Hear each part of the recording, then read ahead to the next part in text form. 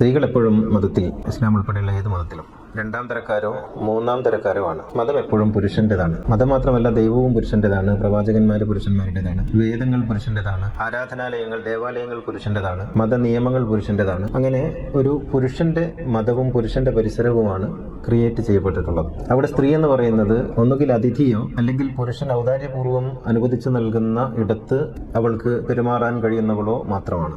ഇവിടങ്ങളിലൊക്കെ നമുക്ക് കാണാൻ കഴിയുന്ന ഒരു സംഗതി, സ്ത്രീകൾ എന്ന് പറയുന്നത് അനുവദിച്ചു നൽകുന്ന ഇടങ്ങളിൽ മാത്രം അധിവസിക്കേണ്ടവരാണ് എന്നുള്ളതാണ്. ഇത് തന്നെയാണോ യഥാർത്ഥത്തിൽ ഞാൻ ഉദ്ദേശിക്കുന്നത്? ആദിമ വിശുദ്ധിയിലുള്ള രീതി അല്ലെങ്കിൽ ദർശനം ഇത് തന്നെയാണോ എന്നുള്ളതാണ്. അത് പരിശോധിക്കുമ്പോഴാണ് നമുക്ക് മനസ്സിലാക്കാൻ കഴിയുന്നത് അങ്ങനെയല്ല. സ്ത്രീകൾ യഥാർത്ഥത്തിൽ പുരുഷൻ അനുവദിച്ചു കൊടുക്കുന്ന ഇടങ്ങളിൽ താമസിക്കുന്നവരോ പുരുഷൻ അനുവദിച്ചു കൊടുക്കുന്ന ഇടങ്ങളിൽ കഴിയുന്നവരോ ആയിരുന്നില്ല. സ്ത്രീകളായിരുന്നു ഒരു കാലത്ത് ആധ്യാത്മിക രംഗങ്ങളിൽ പുരുഷന്മാർക്ക് പോലും മീതെയായി നിന്നിരുന്നത് എന്ന് നമുക്ക് കാണാൻ കഴിയും.